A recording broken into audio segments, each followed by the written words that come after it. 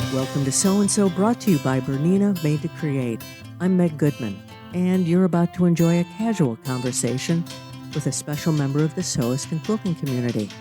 A conversation about how they got started, what inspires them, what excites them, and their connection to this community.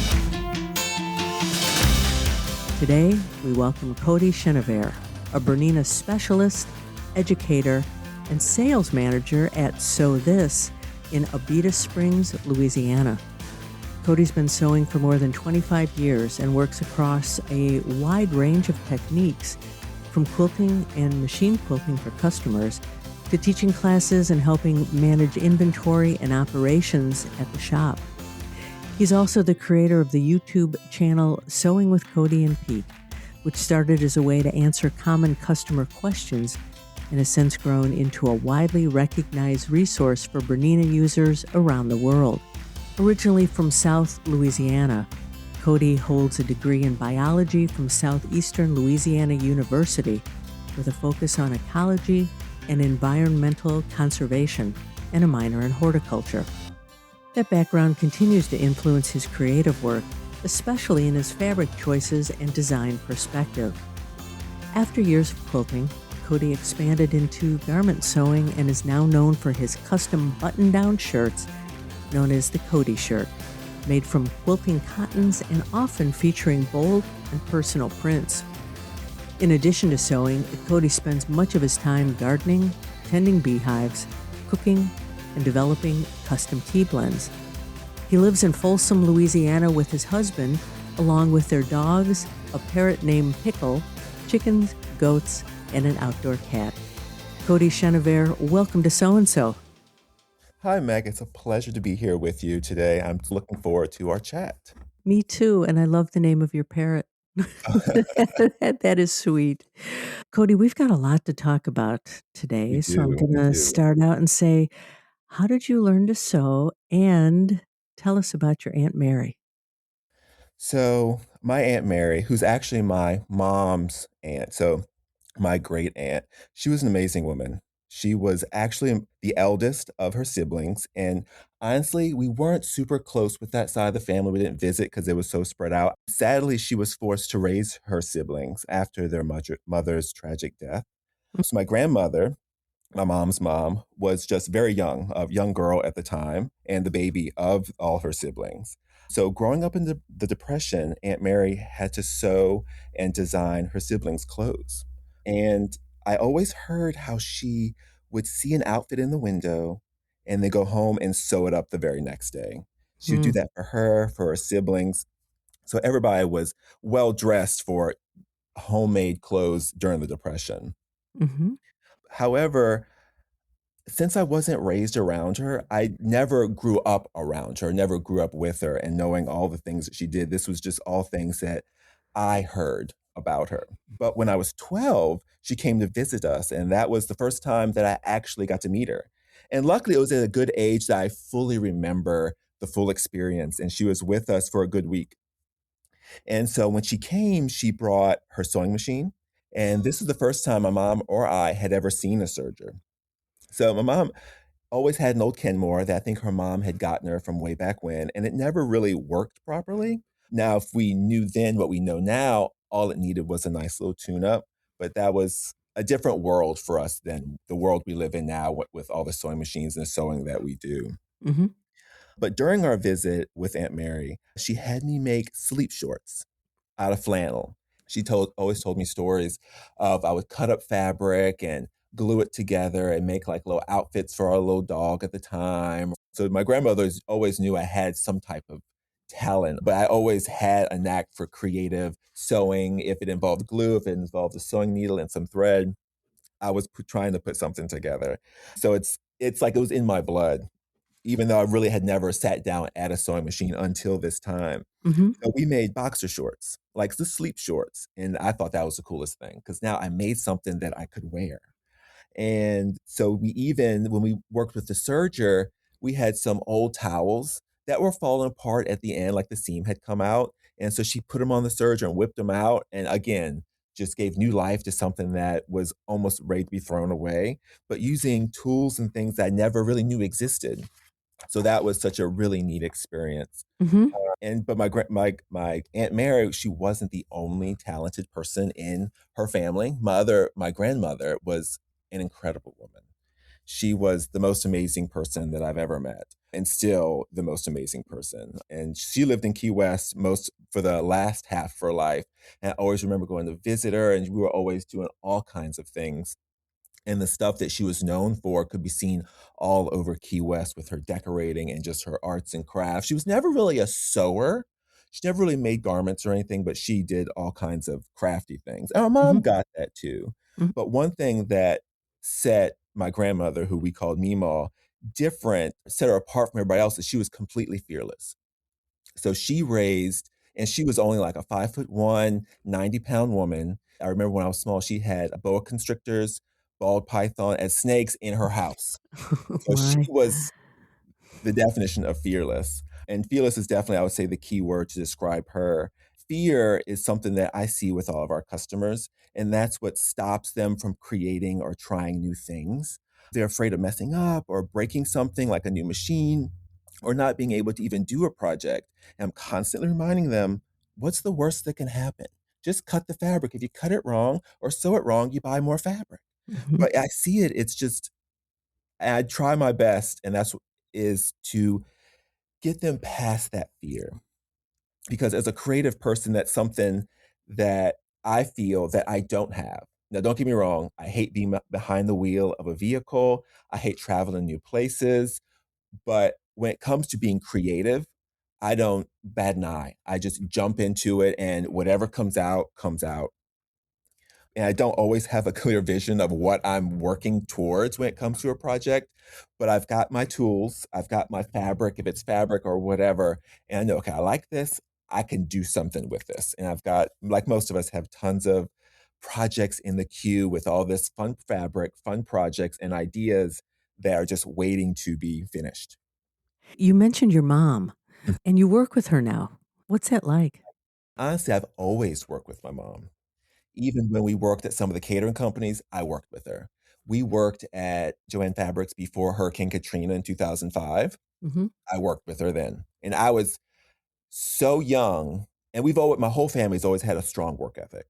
I was 14 years old, so I had to get a work permit to be able to even work anywhere at Joann's. And I look today and I see even adults that have zero work ethic. And I was like, I've been working since I was 14 and I've been loving it. Like I've wanted to do it. It gives me a purpose Hmm. along with everything else that I do. So when she came here back in, I think it was '09 here at the shop, and she became the store manager. And I was like, well, I was still going back and forth commuting to school, and I had to pass Abita Springs from Slidell, where I'm from. And so I started coming here and helping change air filters, things that I could easily do that they needed help. And here I am all these years later, but still work with my mom. And it's a joy. It's a true joy. And I feel bad. Like I tell my sister this often. Like I feel bad because my sister, who lives an hour and a half away from my parents, she only gets to see them once or twice a month. And here I get to work with her every day. And I Hmm. feel guilty because I get to spend all this time with her. Sure. And she doesn't. She doesn't care. She's fine with it because she knows that my mom and I have a different kind of connection. We have different hobbies that we connect with and always have. And I think a lot of that has to do with it was just my mom and I for the first 7 years of my life Hmm. before my sister came along. And I get along with my sister great, even though we're very different people. We're still very similar, but have different interests. And she's at LSU, which is where she works, and she's working on her PhD. And honestly, I can't remember what. So, but she doesn't mind that I get to spend as much time as I do with my mom, but it's a joy. Definitely the luckiest person to be able to have this opportunity in my life to be able to spend this much time with her.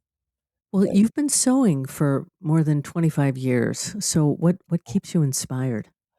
I work 5 days a week in a sewing shop. We meet and see all these very creative people. They bring in all these beautiful fabrics from all over the world and all these different ideas. And that's definitely something that always keeps me interested. It's something that's like, oh, what you're working on? Like, oh, that's a new technique. Oh, that's something I want to try. even at a young age, I was always creative and always getting into something.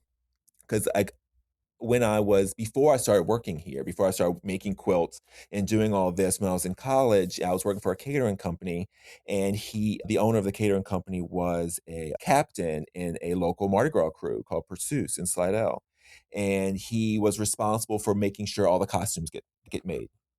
And so one year I was working there, and one of their seamstress or two backed out or couldn't do it. He was like, "Oh, you sew? You want to make Mardi Gras costumes?" I was thrilled to death, like, "Oh yeah, absolutely!" And I definitely Mhm. bit off way more than I could chew because I had never worked with slippery satins.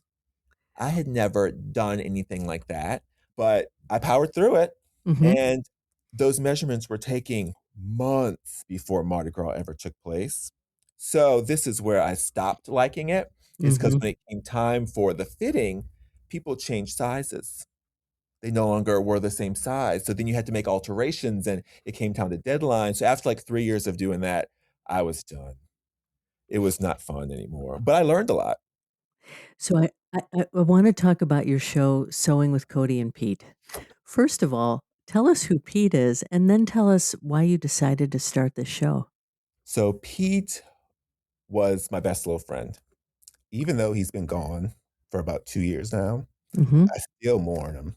He Mhm. was before he passed away, he was a 22-year-old sun conure. Mhm. I may need a minute. I'm sorry. It's okay. So Pete passed away February 2nd, 2024, and he was 22 years old, and he was full of life. He loved everybody, and Mhm. he was my sewing buddy. We went everywhere. Even when during Katrina, when we had to evacuate, we eventually went to Los Angeles, California, where my dad's family lives. A number Mhm. of family relatives live, and they had invited us over there. So of course, Pete went with us. He went on a plane. He went through everything. He sat underneath the seat in front of us. So he was a very well-traveled little bird and so very well behaved. But he Mhm. loved everybody. But when I would sit and sew, he would sit there right on my lap, and he would just enjoy the sound of the machine, and he never bothered me, but he was always there. So since it was always me and him, like even usernames and things like that always included his name. So he was just part of our entire family, because he was 12 weeks old when I got him, and I was 15. I was just going into high school.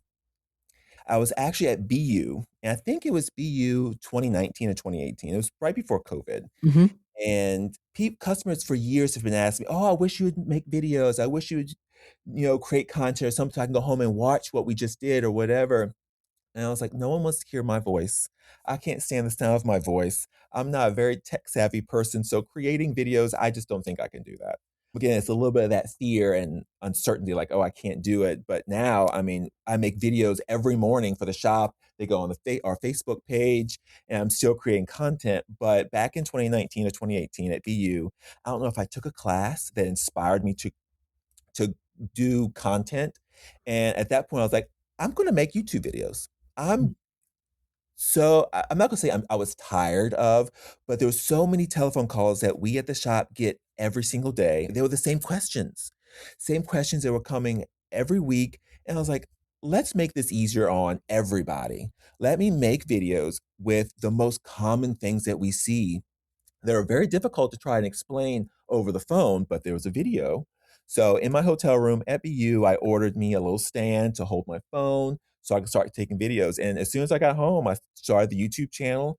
And it wasn't until during COVID, so like that next year or so, that I think it really took off, because I was creating content on my loft with poor lighting on my Bernina 770, and it was just up close video. I never showed my face because who wants to see that? It was all about content, and it was up close so everybody can truly see what I'm doing, and it just took off. And here we are, I mean, hundreds of videos later. Now, Pete was in a few videos. However, Pete always thought the show and the camera was supposed to be on him.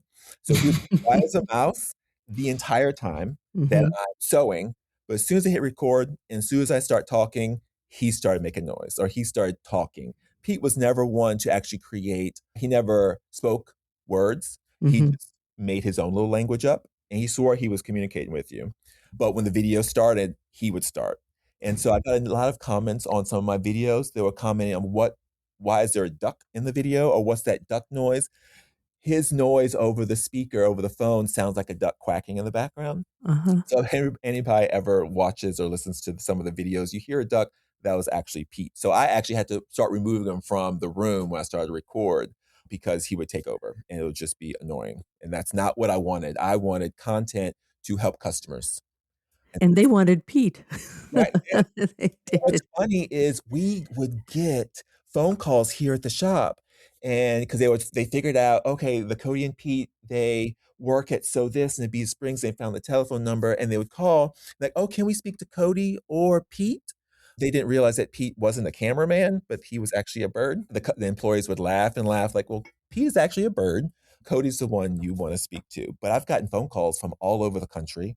I've gotten emails and Instagram messages from all over the world. And I've learned a lot about customers. I've learned a lot about how Bernina operates globally. Mm-hmm. And we are very fortunate in this country to have the dealer network that we have, because it's not like that everywhere, which is interesting. So that's Sewing with Cody and Pete on YouTube. Yep. And I have a feeling you're going to get many more views now that you've Right. introduced this to our listeners. Now, Cody, you've said you've made an uncountable number of quilts, Oh and my then you goodness. shifted into garment sewing. Why? Yes. So because working at the shop, and I'm a speed sewer, like I jump into a project and I get it done. Well, that was also before getting married and moving out to the farm in the country. Now I have no time to devote to one thing. But back when I was living at home with my parents, I had, we had a big sewing room above the garage where my mom and I would sew. And I would, in the shop, we'd get some new fabric. Like, oh, I'll make a quilt. If it was a small quilt, I would have it done and bring it back the next day. Or my motto was, if I can't get it done in 3 days, it's not getting done. So I would Mm-hmm. make sure I picked a project that I would get done in 3 days. So I was cranking out quilts for store samples. The shop went from like just a handful of store samples to dozens of quilts, table runners all over the place. But after years and years of making quilts, once I learned, because when I first started working here, I didn't know how to quilt. And then it slowly went, I still have my first quilt. It's ugly, but I still have my first quilt. And so once I started making quilts, then I learned how to long arm them, because we have long arms here and we provide that's a service that we provide. And I'm the one who does it now. But I was cranking out quilts like crazy. It was something new. It was fun. But after years and years of making, I'm not even sure how many quilts, well over 150 quilts at this point, you get tired of doing the same thing. Even though it's still different fabric, different patterns, I tried never to repeat the same thing. You get tired of it. So for me, my body shape and the way I like to wear my clothes, it's hard to find clothes that fit the way I like, especially when it comes to like a button down, either a long sleeve or like a short sleeve style shirt, something that's cool, because we do live in South Louisiana where it's very hot. Everything I would find was either too long, too baggy. It just didn't fit right. It just kind of hanged on me. It just wasn't attractive in my eyes, or the prints were just boring. And I'm not a boring person. My grandmother, Mima, was the least boring person. She was the most eclectic person out there. I take after her a lot. So that's how it kind of started. Like, okay, I know I can sew. I mean, I made Mardi Gras costumes. I can make quilts. Precision is, every day. So I can make shirts. Went and found a number of different patterns, and they just weren't working. They either had too many pieces, it just wasn't working right for our quilting cotton fabric that we sold in the store. Things just didn't work out. So I finally found one. I thought, okay, this is good. And after some tweaking of some seam allowances and taking it in the around the midsection so it was more fitted, because the shirts that I did find that I did like, that did fit, they were too expensive, and I was cheap still to this day. So I'm not gonna spend $75 for a shirt when I could make it, especially back then, for a fraction of the price, and then I could make it out of anything. Mm-hmm. That was something that was really kind of sparked me making shirts for myself, at least at that point, was we get all this really cool fabric, but my mom's like, "We don't need another quilt." Like, "This fabric's really cool." Like, it's really one of my favorite prints is a nautilus fabric, which is an ancient species that's been around during the dinosaurs. It looks like a clamshell, but it's kind of like, I don't even know how to, like a octopus that's in a clamshell that moves through the ocean, and the fabric is gorgeous. I don't need to make a quilt out of this, because who's gonna buy the quilt? We ordered it. That's my favorite shirt. I get so many compliments where we go on cruises, anything, there's some nautical theme, I've got it on, and that's one of my favorite shirts. And that was something else that triggered me making my own garments was now I can, because when I make the quilts, they hang on the wall, they lay on the bed. I can't bring a quilt out in public and wear it so other people can admire the fun fabric. I just want to show off the fabric. I'm not worried about the outfit that I made. It's like, oh, look at this really cool fabric. Something no one else has. And that was really what really inspired me with the garments. Like, now I can bring this fabric out into the world. But that was something that really inspired me. And I would get compliments, and no one really believed that I actually sewed it. And now I've got the pattern down. I've got it all sketched out and everything, so they fit me perfectly. And fortunately, my husband's the exact same size as I am, like down to like the pound or two. So we're easily able to interchange shirts. And he's a naval engineer and a marine architect. So I've got fabric and shirts that I made specifically for him with like oil rigs and tugboats that I'm not going to wear. But he wears them to work, and he just loves them just as much as I do. And that doubles your wardrobe. That's great. Oh, yeah. So you're talking about shirts. Is this the Cody shirt? Hey. And it wasn't something that I coined that term, it was the customers. Because of course I'm wearing these shirts, and customers like, "Oh, I want a class on that." It's like, "Okay." And it's like, "Oh, I want a Cody Shirt class." Like, and that's kinda how the name came about, is from customers. And so I've taught a number of classes. I've got customers begging me right now to teach a class, but I'm so booked. It's like every Friday and Saturday I've got a class, and then we've recently brought on yarn, and now I'm doing crochet classes, and it's a lot of work. Classes and to do the long arm quilting. I have to, socialize and sell machines Hmm. and teach them how to use machines. But yeah, so the Cody shirt is basically the shirt that it was a pattern that I purchased off of Etsy, and I've just tweaked it to be a little bit different, a Hmm. little bit easier. But the Etsy pattern is a wonderful pattern, and I'll give a shout out to Tada Patterns off of Etsy. It's the camp shirt, and they come in multiple different sizes now for kids and teenagers. And then, of course, the one I used and tweaked is the adult version of it. It's just her instructions are beautiful. So anybody can learn how to create these shirts. And the pattern is just, it's a great fitting pattern, but it has a number of different fits for Hmm. different body types. And I've just altered it to fit how I like my shirts to fit Hmm. more. But yeah, that's the Cody shirt. You have a background in biology and environmental science. Does that influence your creative work? So when I originally went to school, and from day one, I like from birth, animals, the environment, plants, that's been something that I've always enjoyed. And the people that I was raised around, they would be the ones, like some of my dad's friends would be driving down the road, and there was a box turtle crossing the road and it only had three legs. Well, that ended up becoming my pet. I would be brought all kind of fun animals. And we always had animals. Like I raised doves when I was in middle school, white doves. Those were amazing. So I've always had animals. My mom and I always gardened. So nature was always something that was always inspired me. Hmm. And I always wanted to work in the environment. So that's why I went to Southeastern and got into the biology program, but with a concentration in ecology, environmental conservation. We already had reusable shopping bags, which some of them we sewed, and that was always fun. So we were always environmentally conscious. And I think a lot of that had to do with our trip to California.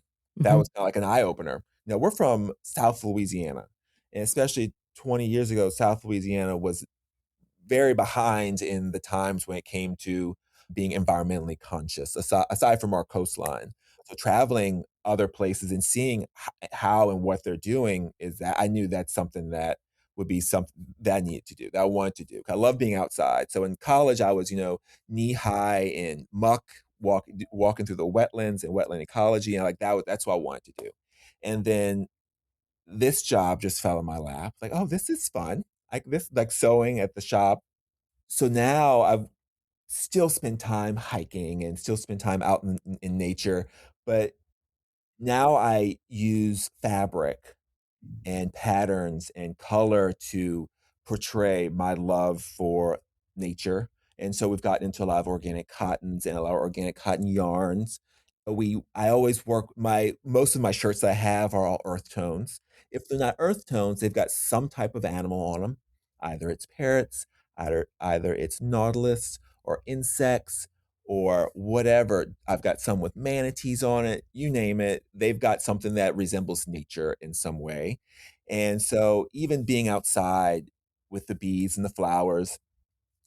Though that when it comes to fabric and prints and color, that's what I gravitate to almost 100% of the time. So it sounds like living in South Louisiana your whole life, the environment from being in the bayous to the seasons has really inspired and shaped what you do. Oh, absolutely. So unfortunately, living in South Louisiana, we only have 2 seasons. It's only cold and wet Uh-huh. or hot and humid. Mhm. We would love to live where there are 4 seasons because I've really never experienced that throughout an entire year. But yes, living in South Louisiana, having our seasons, we do things a little differently than the North. So we do a lot of sewing, well, at least I do a lot of sewing in the summertime. So July and August, when it's so hot, you go outside to make sure the plants and animals are watered and good for the day, and you come inside. Mhm. It's just it's miserable.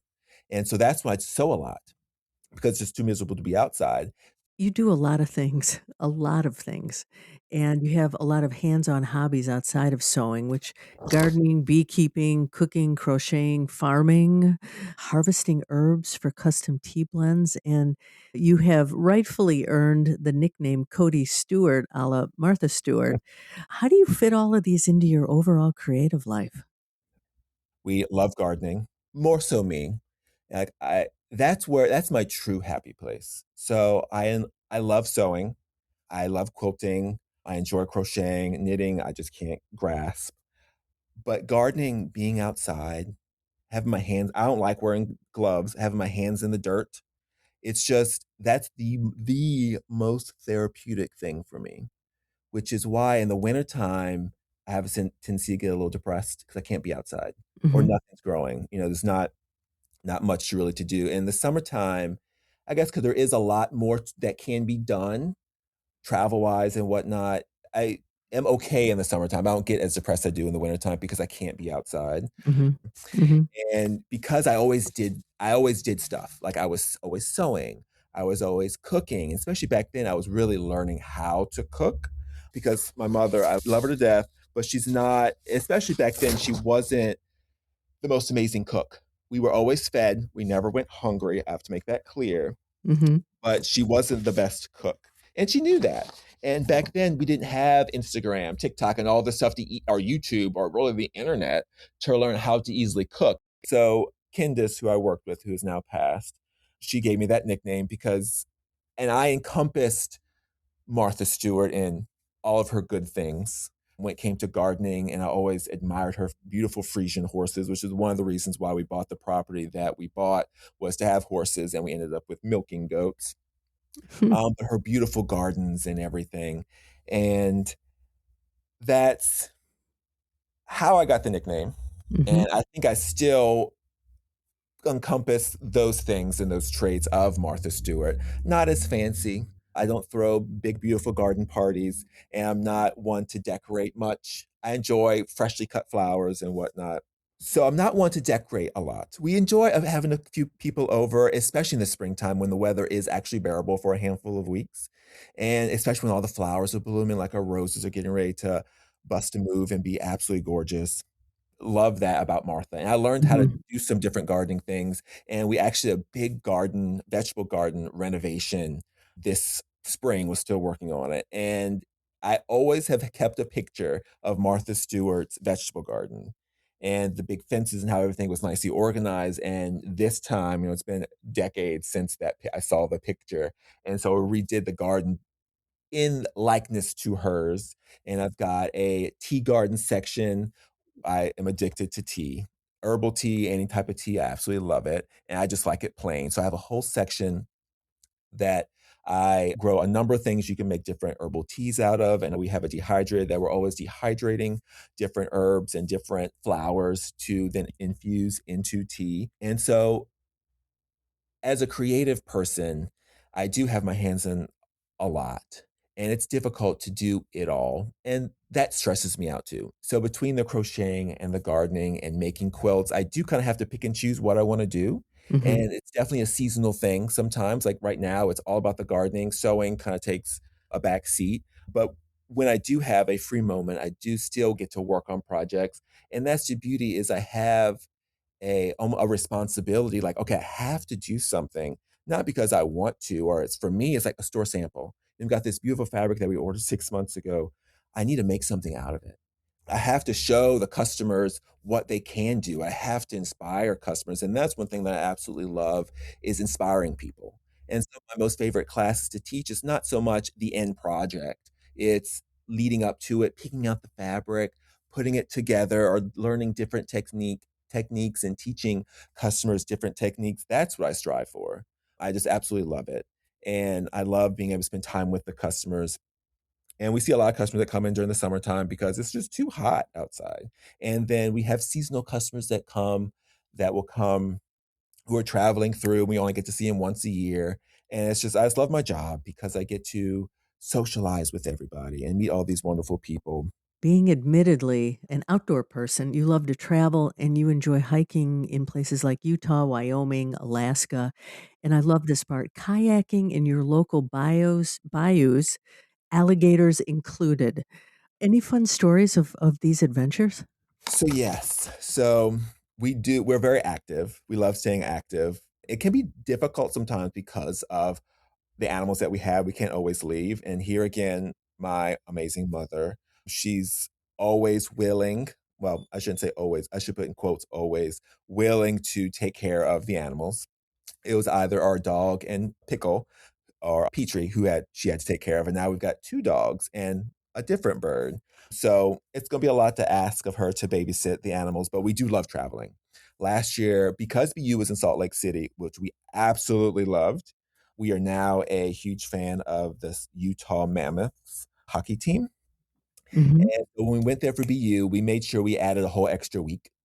Oh, Sure. wow. Jason came out with me, so we went to a number of different national parks, and we hiked the Teton Mountain Range. Not crazy hike, huge elevation, but we hiked the Teton Mountain Range, the beautiful waterfalls. I was just waiting to turn around and see a bear. That would have made a good story. We had our Sure. bear face, we were ready, and I Uh-huh. was, like, too much a part of myself was, "I hope there's a bear around this corner. I also Uh-huh. wanna see one." But, of course, the other side is, like, I'm terrified. We did get to see moose close up and a little baby during our hikes when we were in Wyoming and Utah. Alaska, we also did last year, which was amazing, so beautiful. We both love being outside.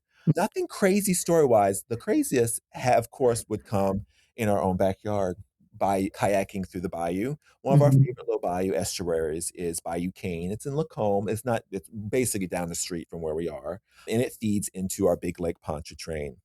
But to get to, it's nice and calm and serene, and there are always alligators. Always alligators. I grew up in South Louisiana. I grew up around alligators. I'm not afraid. However, I Mhm. never swam in water I couldn't see in. That's what the pool is for. But kayaking where there are alligators can be a little scary. Especially one time we went and the bayou, it's not very wide like the little canals we're in. It may be 30 feet wide. And along the bank, right along the water, was the largest alligator I have ever seen in the wild. She had to have been 10 to 12 feet long, bigger than a kayak. And Mm. she didn't budge. She was only 15 feet from us. It was scary because of how large she was, but she didn't care. She knew she was the queen of the bayou. She didn't fear us whatsoever. So we just kind of paddled on. On our way back, we were going, and I'm always lagging behind. There was an alligator that no one saw, that neither one of us saw, that would hit, and the front tip of the kayak hit it, and it went crazy, almost tipped Mm. my husband out of the water. He was freaking, I was screaming. Luckily, I was 20 feet away. I was in a safe proximity to it. But we've never forgotten that. We bring Mhm. up that story every single time we go kayaking. And so we do have a shirt. It's a really cute seersucker fabric that we had that has cute little alligators on it. And I always remember the time that Jason almost got eaten by the alligator while we're in Cane Bayou. It's hard to forget that. It is because you're so close to the water. Sure. And there have been plenty of times where I've put the row down in the water, and because sometimes the water is a little clear, and there was one time I put the row down, there was an alligator at the bottom of the water, just like a foot down. I was like, oh my God. It was a small one, but still, it's Mhm. part of nature, and that's what we love. Sure. That's what I love. I just love being in nature, even if it's in the swampy waters of the bayous, kayaking next to the alligators. Cody, what's next for you and what's your dream? I had to think about that one a long time when I saw that question, because right now I truly feel like I'm living a dream. Mm-hmm. I've got whatever I want or need. Everybody around me is happy. But there's always that dream and always think of like a Miss America answer of, world peace. And at this moment, that would be really nice. But what I came up with is my dream would be to retire at a young age. I'm not one to work until I'm 100 because there's so many things I need and want to do, crafting wise, sewing wise, crocheting. There's so many things I want to learn to do. But I would love, and my husband and I have talked about this all the time. We want a lake house somewhere where there are four seasons, somewhere where we can see the leaves change, where we could have a lake house with loons, which are some of my most favorite birds. Mm-hmm. And so I can sit outside, crochet, go inside, I can sew, I can garden, I can do whatever I want. That is my ultimate dream, is to just, I love being around people. I mean, Mm-hmm. I love being around people, but I also love my quiet time because I'm cranky when I don't have my one day of just to myself, even if it's just me doing nothing. But Sure. I'm never just doing nothing. That's my problem, is I'm doing too many things. Well, we will wish for you that lake house. And having learned about you, Cody, it's in your future for sure. No alligators in lakes up in the No, north, though. no, and that's okay. I'm okay with that. In our conversation today, we talked about quite a bit, but is there any question I didn't ask you that you wish I had? I don't think so. Okay. No. I have truly enjoyed talking to you and want to thank you for sharing your story with us today. I have no doubt our listeners would like to reach out to you. So, what's the best way for them to do that? So the two ways you can find me is on Instagram, Living with Cody and Pete. Yes, I'm sorry, Life with Cody and Pete. That's my sewing and everything Instagram handle. And my email is just cody@sewthis.net. And I promise, get back with you. But those are two ways you can find me. Cody, thank you again for joining us today. Oh, you're welcome. It was a pleasure. Well, there you have it, another story about someone just like you, someone for whom sewing and quilting is so much more than a hobby. It's a way of life and a connection to something bigger. If you know someone you think would be an outstanding person to have on this podcast and they have a story they should share with us, please drop me a note to meg@soandsopodcast.com or complete the form on our website. Be sure to subscribe to, review, and rate this podcast on your favorite platform, and visit our website, sewandssopodcast.com, for more information about today's and all of our guests. That's SEWANDSO podcast.com. And finally, I want to thank BERNINA for making this program possible. I'm Meg Goodman, and I look forward to you joining us next time on So and So.